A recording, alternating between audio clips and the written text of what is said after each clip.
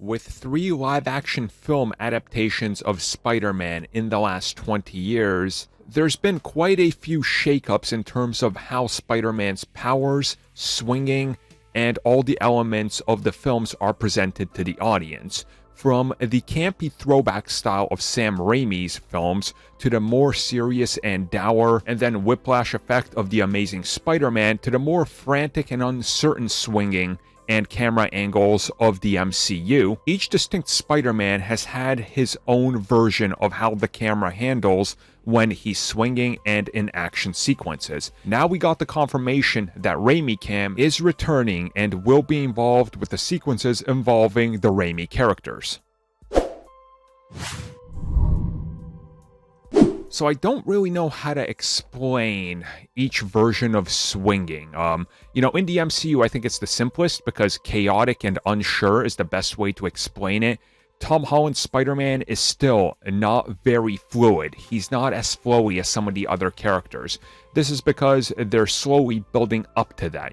They're building him up. In the first film, he could barely even swing off of heights because, hey, what if something goes wrong?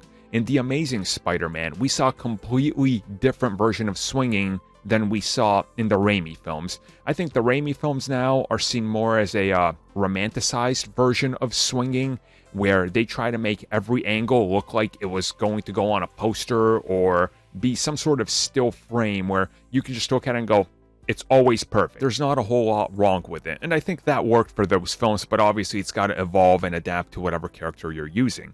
Well, we did recently get the confirmation that the style of Raimi Cam is being used, and specifically that John Watts wanted to look at what was done before, utilize that same style of camera shots, whether it's tight on a face or an action sequence or a character talking, that they were going for that same type of feel because they wanted it to mimic what was happening with those films and make it feel like it's a part of the universe. So when there's Raimi characters talking, it's gonna resemble like Sam Raimi directed it a little more than a John Watts, because again, each one had certain flavor and flow to it and you have to represent that. And I honestly think that's great because it makes sense.